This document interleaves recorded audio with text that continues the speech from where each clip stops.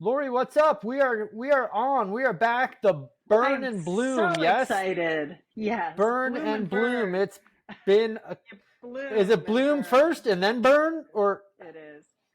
okay, Think bloom and spring and burn? summer. Bloom and B and B. burn. The B and B. Yeah.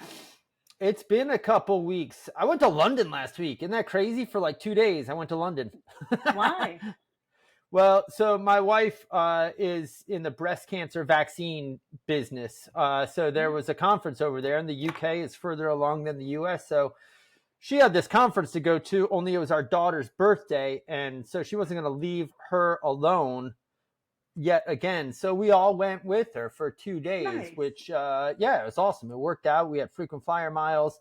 Um, Three of us got to spend a couple days together. She went to her conference, and I got to sit down with Fedor Schulten, who I was just showing you his race that he has coming up. So the Fred Witten Challenge and plenty of climbing, which is kind of the topic Yeah. of our talk today and our whole thing. So it all kind of comes together. But yeah, that was cool. Did you do anything cool over the past couple weeks?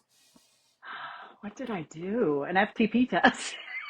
That's right. You I have a was supposed coach. to do, I do. I was supposed to do a century on Saturday. I've been training a group of about 60 women for the last 12 weeks and through the club that I run, Velo Girls. And the culmination of this training, this progressive series, is to go and do this event together. It's called the Wine Country Century. And it was in the 30s and the 40s and pouring rain on Saturday. The only day, sunny, sunny, sunny, sunny. There was about a Yeah, 12-hour period of rain right when they should have always been that way. riding the Always. century. And then Right. sunny, sunny, sunny. So I actually decided not to drive 4 hours and get a hotel and do the event because I didn't care. And most of them did a shortened version, but I think we'll go out and we'll have a reunion ride and do it on our own. What do I have coming up? Oh, this weekend it's a gravel ride, not a race, but given my gravel goals for this year, I want to get as many opportunities on courses as I can, and so it's up near Sacramento in the foothills. Okay, cool. And I'm not doing the two longer versions. There's an XL and a large, and you get belt buckles for those. I think I'm doing the 70-mile version with 4,000 feet of climbing. So, The um, 70, there are two versions above 70 miles. yeah. But when I look at my progression of where I am as far as duration, like I did a self-supported century a couple of weeks ago on the road, but this is gravel and Yeah. it's different. And so I figured this would be the next logical step up, and then I have a couple weeks before my next actual race. So, Sweet, sweet. yeah, this will be good. So you are busy. Well, as far as long as we're throwing events out there, yeah. I have the Hincapi Fondo coming up June 1st with a number of folks here are coming, including Linda Marie and Bob Cucaro, who are working with me to get ready, but a number of other folks who are doing the programming here to get ready for a legit Fondo. So I'm looking forward to that, Yeah, Lehigh Valley, and I'm going to get to meet a bunch of people. I'm Um, sad. I thought I was going to come, and I just can't make it from the It's West Coast. hard. It's It's a just too plane much. flight and Yeah, pack your bike up. Well, and so hotels, so and yeah. we have some new people on here. Why don't we introduce ourselves again and tell us? Give me the 30-second. Who is Lori Lee Lown? Yeah, sure. I have been coaching endurance sports for 23 years. Started out as a road cyclist, and very similar to a lot of folks in this program, hadn't really ridden a bike as an adult. I was in my mid 30s at that point, and have pretty much done everything you can do in the bike industry. I've worked for uh, custom clothing companies and coached and taught spinning and run camps and worked for a lot of other companies as well, and have been fitting bikes for the last 23 years, outdoor bikes primarily. But about 4 years ago, this guy named Matt Wilpers reached out to me, and I had to Google him because I didn't know who he was. And sorry, Matt. And I've been working for Matt since 2020 now, mostly fitting, but more recently now doing some coaching as well. So that's kind of it. I like riding bikes. Yeah. I like getting people stoked on riding bikes. So That's cool, man. That's awesome. yeah. And somehow you and I got put on this screen together, and so Myself, I grew up playing all kinds of sports and loved riding bikes all the time, but I played all kinds of football, soccer, swimming, diving actually took me to college and where I studied exercise physiology and nutrition and coaching. And that degree took me to New York City to be a personal trainer. But I missed the competition. So a bicycle fell into my lap, and I got into a race, and I won my first mountain bike race in about Woohoo! 1999, and I was hooked. I worked my way up through the rankings and raced 2 or 3 years. I think 3 years as a. I'm always careful to say I raced in the pro category. Yeah. I was not a professional racer. I did not. Very few people make a living as a racer. So I raced in the pro category, and I did all right. I was a local a local pro, and it made a lot of sense with my background to become a coach as well. So I started diving into that and took over a team coached, sponsored by a local bike shop in New York City. And man, this group of racers and I beat the crap out of each other in Central Park early mornings. And yeah, our friend Matt Wilpers was one of those guys. So he was on the team I was coaching with a number of other excellent riders. So that was a lot of fun back in the early 2000s. And right now I live in Vermont and do all remote coaching through Team Wilpers. And yeah, it's been a blast. What a Yeah. fun and what fun. And I have a few events coming up like you. So the Hincapie, and then a couple mountain bike races, and another gravel bike race probably in the Good. fall. So we'll get through those as they come. But we're here to introduce our new challenge, the Bloom and Burn Challenge, and we have kind of evolved since last year, where we've done all Peloton classes, we've tried my timers and my workouts, and now we kind of have two paths and two choices. So you can sign up for either the Peloton classes that you've done beautiful. I'm excited for that schedule very much, to watch everybody go through that, and then my own schedule that I've written, and I've been on kind of an annual training plan, gearing people to be to peak out for that June 1st Hincapie event if that's what they're doing, or if they're doing something close to that. And I've got another surprise in there, including the Get Out and Ride Day. So that's kind of an overview of the upcoming challenge, where for me it's chapter 3 in the annual training plan, with a peak in week 3 of this thing. So if you've been training along with me, June 1st is your time to shine, and we're going to come out swinging kind of hard. But do you want to give a quick overview of yours, just a quick overview, and then we'll get into the specific workouts? Yeah.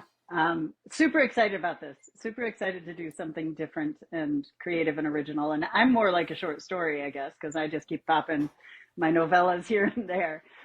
We decided, rather than put the emphasis on power zones and FTP testing, that finding a different benchmark would be an interesting way to train, and to train specifically to improve that metric. So, what is probably the most common benchmark in cycling? Climbing. So we decided we'll focus this training on climbing. We'll have a benchmark at the beginning of the program. We'll have a benchmark in week 8 as well. So you can see how you've progressed, and everything that we do is going to get us ready for those. So, and it'll be fun and different. And people are starting to already see the program today, I noticed online. And I think we're pretty hyped about it. That's awesome. Yeah, you might even get me on the Peloton. I'm excited. I know. Tell me why, just real quick, like why are we steering the focus away from FTP? Well, FTP is just a metric. And it seems in the Peloton world, especially people who train power zones, that we put an awful lot of emphasis on that 20-minute power. And maybe not even understanding really what the importance of that number is and what it's telling us. It is a way to set our training zones more than anything else. But it's not necessarily a measure of your overall fitness. And there are other ways that we can measure our fitness. And I think one of the easiest ways is just to pick something that you can repeat, whether it's indoors or outdoors. Or if you're indoors on another platform like Zwift, you find something that you can test yourself and repeat and see your progress that way. I think there's a lot less pressure. I think most of us don't go around riding at threshold often for longer periods of time. And so being able to find something that's more real world and also can help us gauge our fitness is really important. So I also Well get said. bored doing the same thing all the time. I can imagine, Right? right? It's like, okay, we have this program and there is another similar program that does power zone training. And it's like, let's try something new and different and see what we Thank think. you so much. Yeah. Yeah, it's so refreshing. I mean, I came in here last Yeah. year and I was like, how about heart rate? Why don't we look at our heart rate at a zone 2 thing and see where you are at the end? And a lot of people took to that. And back in the day, back on that team in Central Park, I used to just pick landmarks, you know, hey, we're Yeah. starting at Cat Hill. At the top of Cat Hill, you're going to go for 20 minutes and see how far you get. I don't care about Right. power or anything, but see how far you can make the bike go. Or see how fast you can get around to Tavern on the Green or to that fire hydrant or that park bench. And it's just old school using landmarks. And I think that's kind of what we have going here if you're going to be outside with me. But if you're ready, you Well, want to run people. Oh, go ahead. yeah, I was just going to say, in the real world, when you talk to cyclists, well, and in the Peloton world as well, people can say, "Oh, my PR for a 30-minute ride is this output or this kilojoules or this whatever." And same thing outside. I can tell you, we have a dozen famous climbs in the Bay Area here in Northern Yeah. California, and I can tell you what my historical PR is for most of them. Sweet. The ones that I do over and over. And so I know that I've progressed when I go out and I hit a PR on that again. So I think that's another way for me to gauge that progress. So I love it. I love it. You want to run us through your next week's workouts or the week 1 workouts? Sure.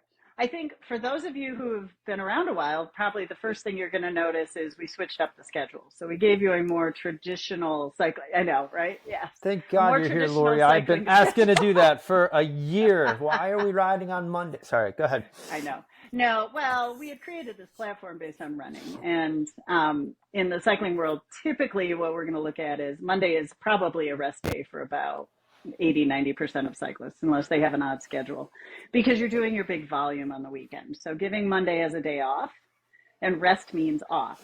Rest doesn't mean easy. Rest doesn't mean row instead. Rest means off. So taking Monday as a day off and then doing our 2 quality workouts, the hardest workouts that we're doing, the more important workouts that we're doing on Tuesday, Thursday. So we go into the hard workouts with a day off. And we had a question this morning from someone saying, hey, I need to switch schedule. How do I do that? Well, that's the answer. You want your quality workouts to have rest before them. And in the case of Monday, that's a day off. In the case of Wednesday, if you're doing 5 rides a week, that's going to be a day easy. So Tuesday, Thursday are the good quality workouts. Saturday is also a quality workout, but more based on duration. So not so much intensity. We're looking at our longer workout. So the core of the program is 3 classes a week, 3 rides a week. So we've got Tuesday, Thursday, Saturday. We've added in optional rides on Wednesday and Sunday. So those of you who want to do more training. And then typically Monday is going to be a rest day. Typically Friday will be a rest day. With the exception of week 1 and 8, we're going to do what we call openers. So the day before an event, we typically don't want to sit around on the couch. We want to stoke the fire just a little bit. So we're going to do just a tiny bit of intensity, nothing to fatigue you, nothing to tap you out, just to get you going, because we want to feel fresh and ready to do our harder events. And in this case, the first week and the last week, we will be doing a hill climb. So, yeah. So Monday will be your rest day. You'll notice if you go onto the app that you can actually check it off. So you can get 100% completion with doing nothing except checking off. But you have to check you have to check the rest days, yes, to get 100% completion. Yeah. You are being held accountable to take the day off. If you don't take the day off, you cannot check the box. So, and also, we also want to know, what are you doing, right? A lot of people we found after the first couple of weeks forget to go back and check things off. We want to see what you're doing. And that also gives us some feedback, and it will help us understand who's riding what. So Monday's your rest day. Tuesday, and you'll notice someone also commented on this morning. We're doing some zone 2 this week, this first week, because I want you to move your legs. I want you to make sure your zones are in a good place, and we want to feel easy in zone 2. It's hard to find zone 2 rides on the app, but if you look at, again, the traditional model of outdoor cycling, zone 2 is endurance. Zone 3 is not endurance. It's a little harder, especially those of you who ride at the top of your zones. So we're going to look at nice, easy zone 2, and we'll start with Christine on Tuesday. We're going to do a 45-minute PZE class, but it's a zone 2 class. Wednesday is going to be a day off, or you're going to do a nice short recovery type ride, 30 minutes with Ben, zone 2 again. Thursday is a ride with Matt. We'll do 45 minutes. And then Friday, as I mentioned, we'll do openers. The closest thing I could find in the classes to an opener would be like the FTP warm up. So we're going to do that. Might be a little different if we were designing our own workouts, but that's going to work for us. And then on Saturday, what we will do is we're going to do the first of the Palomar mountain climbs. I don't know how many folks have done them yet. They're pretty awesome. Christine rode Palomar Mountain, which is here near San Diego. I've ridden Palomar Mountain as well. She does really good cueing in these classes. I've taken the first and the second. The second is fabulous. I love the second, but it's a little harder and a lot more standing than what I want to do with this hill climb. So we will set up for you for actual classes. I've already got some volunteers who will lead those, and we'll have a chat for each of those. So we will ride together at, and these are all Eastern times, 6 a.m., 9 a.m., 12 p.m., and 3 p.m. So we'll have 4 opportunities if you want to ride with others, so we can see each other on the leaderboard to do that class. I can guarantee these are PR classes, by the way. I've taken them, and I took them easy because I wasn't supposed to go hard those days.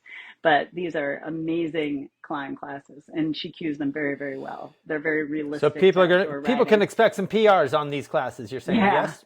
Yes, Sweet. definitely. Sweet. All right. These aren't power zone rides, but you can think about your zones. You can pace. We can talk a little more next week about how we will pace on these if you want some feedback. But I think Christine's cueing is very good. Awesome. And then what do we have? Oh, Sunday. So what am I going to do the day after a hard ride? I'm either going to rest or, even better, take a recovery ride. So we'll do a nice, well, this isn't quite a recovery ride, but we're going to move our legs zone 2 and zone 3. This is a Ben ride for an hour, so building up that endurance. So for our core rides, there are 3 of them, 2.5 hours of riding. If you do all 5, 4 hours of riding, and our TSS will be 1:30 through 2:20 or through 2:10. Sorry, yeah. And a little bit of estimation, by the way, on the variability on the climb will be different based on your intensity. Could be way different for different folks. And if you don't ride Wednesday or don't ride Sunday, right, depending on how many rides you do, sure. So and those rides being optional. So I think well said. And yes, I agree. It is hard to find some zone 2 rides, zone 2 classes in there, but so important. So I did mention that to Matt like 8 months ago, like, hey, we need more just zone 2 classes. Very important. So cool. I'm glad you found those and put those in there. And that's awesome. I'm looking forward to seeing everybody go through it. So cool. Let me show you what I got. So I said there's 2 avenues. There are two plans. So you have the Peloton classes and the no class. I think it's called the Road Bike Challenge. It is not only for road bikers, it is for gravel bikers, mountain bikers, indoor riders on a smart trainer, and even a lot of people do it on their Peloton as well. So all are welcome to engage in this. You don't have any classes, though. You do have a timer, and it's kind of quirky, but it is done on the Seconds Pro timer, and there's plenty of videos in there and veterans who can help you if you're new. But here's what the schedule looks like. And given the overview, what I was talking about is June 1st, I'm kind of pointing people who wanted to peak at June 1 towards that. And so this first week, being 3 weeks out from June 1, would be an overload week, and then we're going to taper down. So I am coming out kind of hot with a Tuesday ride, same schedule, Tuesday, Wednesday, Thursday, for the same reasons that Lori said. Please take Monday off. Take Monday off. Because you're going to be working on Saturday. You're going to be working hard on Saturday. following up on Sunday. Take the day off to prepare for the week. And I'm coming out with 3 6-minute high zone 4 intervals, getting ready for race pace and above. Get a good feeling for what these intervals feel like. If you're doing a long fondo, you probably want to know what this feels like and avoid it in the fondo, except for when it's necessary. So I think that's a good way to go. And then the timers are there in the app or in the portal. So if you need help with those, please ask. But they're pretty useful.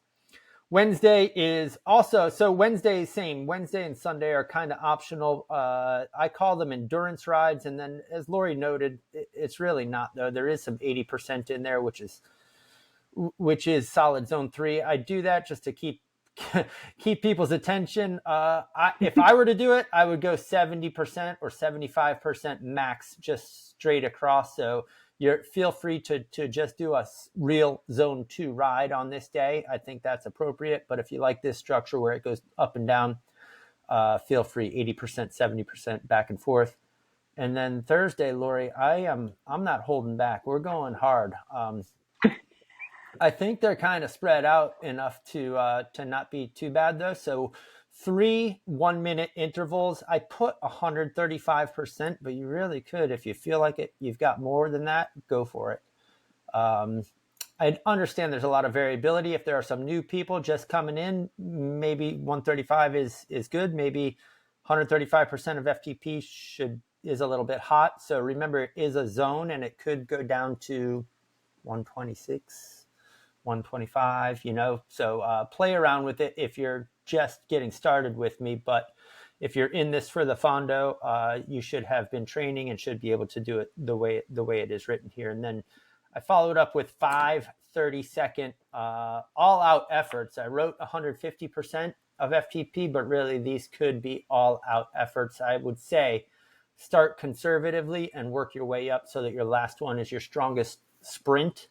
And get used to firing on the top end of things.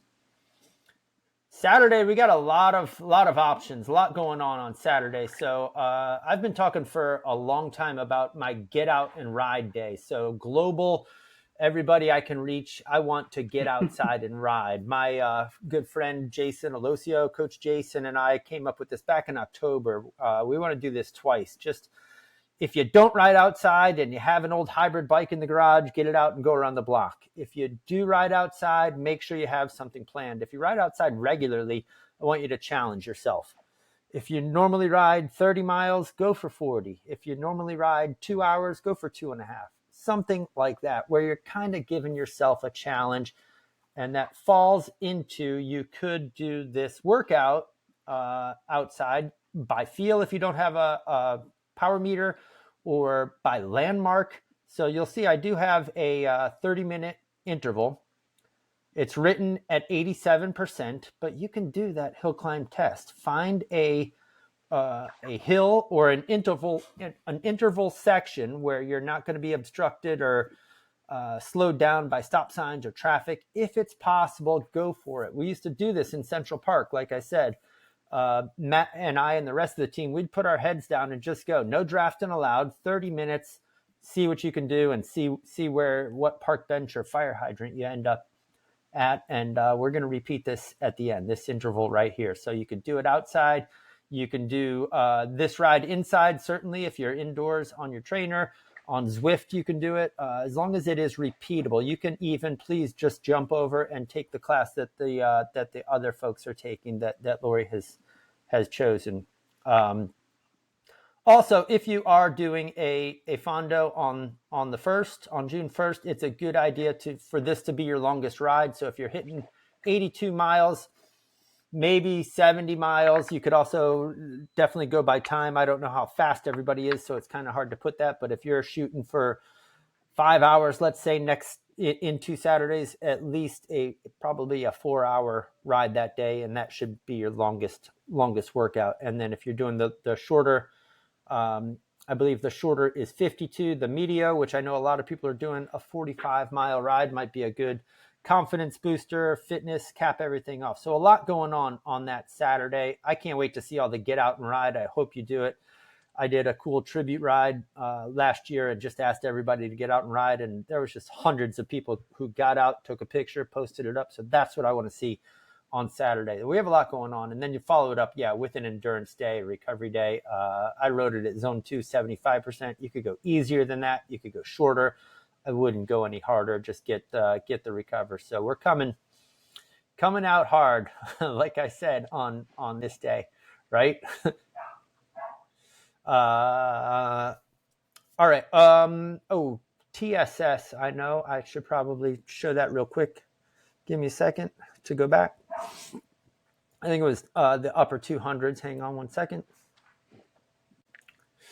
TSS is 284 for the week. So not the highest I've ever given, but could be higher depending on what you're doing outside on Saturday. So it leaves room for that. But take the rest days seriously. Monday and Friday, take those off. Do not ride your bike those days, and should be good. How's that sound? All right, cool. So all the choices. We've talked about climbing now, and I think we have a little bit more to talk about climbing as far as technique and cadence. And what are some of your thoughts and recommendations? I know we have people on all different indoor bikes and outdoor bikes. I mean, a hill could be any infinite incline, length, place in the ride. There's so many variables. It's hard to say, how do I climb better? And just say, maybe it's, how do I climb this hill better? But right. You have any things to talk about, like seating, standard? Oh, definitely.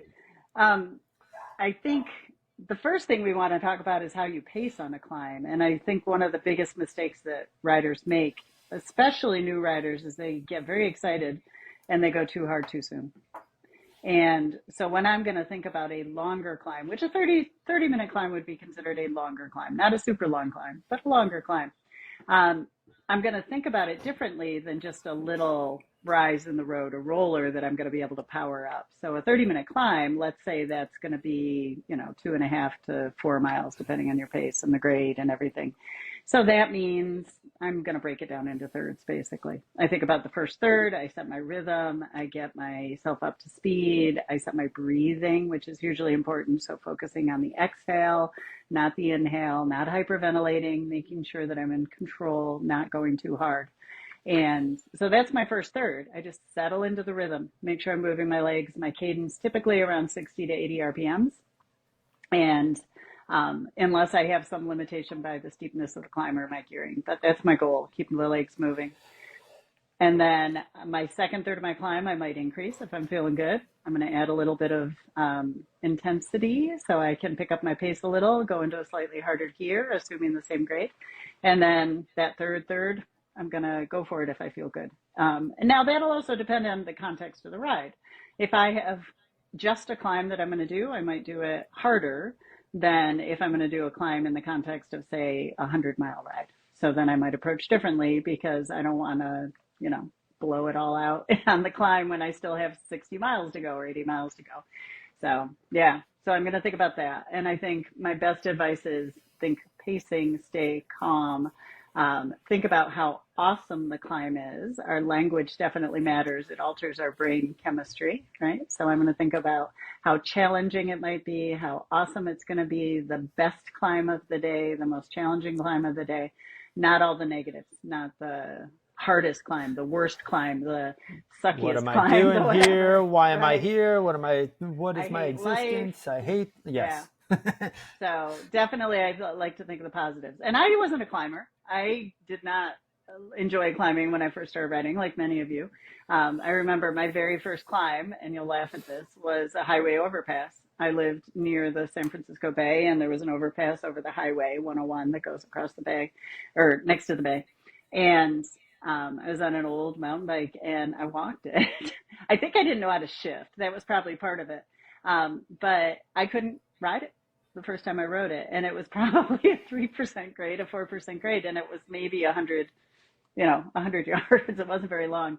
but that was my very first climb. But I've gone on to do days where I've done 20 to 30,000 feet in one day. I've Takes done some experience, mid, doesn't it? It takes yeah, practice, experience. You learn every time. You learn what your body's capable of, you and do. yeah. And it's also progression though, because you have to build yourself up to it. So like right now, I've been doing some 7,000 foot days. I haven't done more than that. It would be silly for me to think I could go out and do a 15,000 foot day. So I'm going to progress. And that's how I like to think of my training. If I'm focused on climbing, I think about feet, not Nice. time, not mileage. I just think about feet and then a very good ratio. So, for every 10 miles I do, I'm shooting for 1,000 feet. And that's my goal. That's So, awesome. What about if you're indoors only? How do you simulate a climb? well, you're going to use harder resistance because you're going to force your cadence down. And some people do that naturally, some people don't. So for me, I'm a pretty high cadence cyclist. So to ride at 60 RPMs inside, I have to put a lot of resistance on. And like I said, when we start looking at the Palomar climbs, it's pretty realistic. They're not power zone rides. So Christine gives you a range of cadence and resistance based on changes in terrain. And if you follow those ranges, it should work pretty well. So when Sounds I'm good. climbing both indoors and outdoors, I'm a little more upright than when I'm on a flat or a downhill, right? So if I'm on a road bike, I'm probably on my tops. On the Peloton, I may sit upright a little more, helps me breathe. So it opens up the diaphragm, expands the ribs a little bit. So I have a little more room to breathe, opens up the hip angle, allows me to use my glutes and my hamstrings more instead of being in that forward flexed position. So that is very Aw- similar both indoors and outdoors. Awesome. And I may choose to stand as well. Standing is a great tool. Outdoors we stand if we want to posture rake. In a long climb, I might want to shake my legs out a little or my back or just get out of the saddle. And I may stand if I want to accelerate, whether it's on a flat or a climb, but that's a good way to bring my pace up. Or I may stand because I don't have any more gears left. It's the only option at that point. So those are really Been the, there recently. yeah, exactly. So those are my three reasons to stand. Most of us are not particularly efficient standing, so we're going to stand for a short period of time, not a long period of time. I like to count pedal strokes, and it might be 16, might be 8, depends on where I am with my fitness. So I will say Awesome. my standing climbs have improved since I started riding the Peloton because I do a lot more of it. So Oh, good. yeah, Oh, good. I yeah, mean, you get outdoors, and hopefully we have some other off road riders here in the group, and you get going uphill off road, and it's a real balancing act. Like you have to point your wheel where it needs to go. You're probably geared out in the easiest gear, and so just recently in my gravel race that I did in Rasputitsa, at the end of the race, there was a 1,200 foot climb, and there were points of 17, 18, even 20% on loose gravel, narrow. If you go this way, you're in a rut. If you go this way, you're in a rut. And so yeah, it's all encompassing mentally because you have to do all the things: posture, cadence, if you're able, and breathing. But also you have to keep the balance and point the bike where it needs to go. So it's oh man, it's yeah. grueling. So at the And a end of that lot of it climb, is I was about oh, weight distribution, yeah, right? oh yeah, So if little micro your weight changes or isn't big in the right changes. place, you can spin out on the rear wheel, meaning you don't have traction anymore. And interestingly enough, depending on the grade, it usually means I have to move my lower body forward more, not backward Yep, as I'm climbing. yep. Or lifting the bar up, or a combination of the two, which is terrifying. But I lift the bar up because there's not enough weight on the front wheel. So I have to move my lower body down. Am I allowed Yeah. to say this? Boobs to the tube, right? So I'm going to lower my upper body toward the head tube toward the handlebar and bring the weight distribution back down. And so when we get to the really steep stuff, it's a combination of that. And I've been known to be able to climb some things that, better climbers can't climb simply because I understood the weight distribution better. Big advantage. Yes. So studying, maybe even watching videos, but just getting out there and trying, I think experience and Yeah. everything. So I'll take a I was class. happy. I was happy on that climb to catch some riders that were ahead of me at that point of the race, but they were walking. I was like, for a second, oh, okay, Greg, they were ahead of you. They must be better. It's okay to walk, but I didn't. I stayed on my bike and was able to ride past them. So yeah, a little bit of mountain bike experience coming through for me as fun. Hmm. Tons of stuff about climb. Anything else you want to touch on climbing before we wrap things up? I wore my Tour de France climbers jersey for today's If podcast. anybody doesn't know what this is, it is the climbers jersey. Yes, if you are leading in climbing points in the Tour de France, they wear a polka dot jersey. So yeah, very Yeah. cool. I am thoroughly jealous of that jersey. Yeah. I was telling Greg when we were chatting beforehand, there is a young girl here in the Bay Area. Her name's Elizabeth, and she's kind of internet famous. She has been climbing the big climbs with her father on a single speed bike for a long time and a mountain bike. And um, she's now 8. And her dad, when he knew I was going to France, asked me to get her a Tour de France jersey. And so I couldn't find a children's jersey. I found a small, which I'm afraid it's a little small for me. But then I was at the finish of the men's tour this past year. And then I went to the women's tour, and that's where I found a women's jersey for her. And she wears it every time she rides now. She was That's wearing cool. the Jumbo Visma because that's her favorite team. She was wearing that jersey every day. I gave her a Velo Girls jersey too. She never wears that, but but Come she on. wears. Yeah. So and then I took a class in London when I was there and wore this jersey. And Sam had no idea what it was. I'm sure I just looked like a silly girl in a polka dot shirt. So No yeah, way. I'm sure. Well, maybe. That's yeah, awesome. Super cool. Super cool. Lots of climbing stuff. Yeah, it's like a whole nother world, like its own little subcategory of cycling itself. And so this is going to be fun to take everybody through. yeah. If you're not familiar, all of the rides come in on the portal. You'll get a email. They should have gone out today if you signed up before.